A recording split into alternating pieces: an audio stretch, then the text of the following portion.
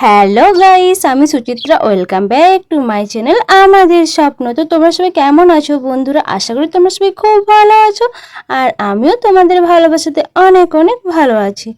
অনেক দিন পর রিম্পা আর আমি মাঠ দিকে ঘুরতে যাচ্ছি, কারণ এই গ্রীষ্মকালের বিকালটা ঘরে বসে থাকতে ভালো লাগে না, মনে হয় একটু ঘোরাঘুরি করলে ভালো লাগে।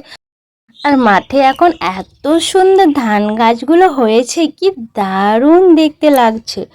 আর পুরো মাঠটা সবুজ। তো অনেকদিন ধরে ভাবছিলাম যে যাব, মানে যাওয়া হচ্ছিল না। তো আজ যাওয়ার সুযোগ হয়েছে মাঠ যাওয়ার, তার জন্য আজ দুজনে মিলে বেরিয়ে পড়েছি। তো বুনু আর রিয়া আসেনি, তার জন্য একটু খারাপ লাগছে। ওদেরকে বললাম, মায় ওরা অন্য কাজে ব্যস্ত ছিল, তার জন্য ওরা কেউ আসতে পারলো না। তাই আমি আর রিম্পা দুজনে মিলেই যাচ্ছি। চল একটু বলি মাঠ দিকে ঘুরে আসি, একটু ভিডিও ছবি সব কিছুই হবে। তারপর দুজনে মিলে আমরা একদম বেরিয়ে পড়েছি। আমাদের বাড়ি থেকে একদম সামনে আমাদের মাঠটা। চলো তোমরা পুরো ভিডিওটা দেখতে থাকো, তাহলে তোমরা সব কিছুই দেখতে পাবে। বেশি বড় ভিডিও না, অনেক ছোট ভিডিও। তো এই দেখো বিকেলটা কত সুন্দর দেখতে লাগছে। এই গ্রীষ্মকালের সময় মানে মাঠে আসতে খুব ভালো লাগে, কারণ এত সুন্দর ঠান্ডা বাতাস, এত ভালো লাগে, মানে তোমাদেরকে বলে বোঝাতে পারবো না। যারা বিকেলে মাঠ দিকে ঘুরতে যায় তারাই কিন্তু বুঝবে আমার মানে কথার মানেটা।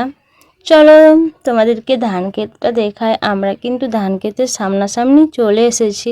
আর দেখো দূর থেকে দেখা যাচ্ছে কত সুন্দর সবুজ। তো তোমাদের কার কার ভালো লাগে মাঠে ঘুরতে যেতে, অবশ্যই কিন্তু সেটা কমেন্টে জানাবে। ওই দেখো দূরে সূর্য মামা, তোমরা দেখতে পাচ্ছ সূর্য মামাকে?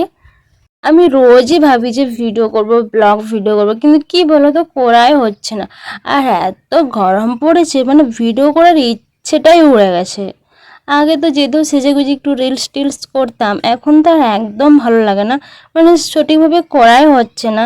আর একদম ভিউজ কমে গেছে, কেউ তো ভিডিওই দেখছো না, কি ভিডিও করবো? যদি তোমরা ভিডিওতে লাইক কমেন্ট করতে বেশি বেশি, তাহলে অবশ্যই তোমাদের জন্য রোজ ভিডিও করতাম। কিন্তু কি বলতো, তোমরা তো কেউ দেখছো না, তার জন্য ভিডিও করা হচ্ছে না। তো দেখো আমরা কিন্তু শেষ পর্যন্ত চলে এসেছি ধান ক্ষেতের সামনে। আর দেখো কত সুন্দর লাগছে, দেখো ধান কিন্তু ফলে গেছে, দেখো এখন এই ছোট্ট ছোট্ট হয়েছে, দেখতে কিন্তু খুব সুন্দর লাগছে।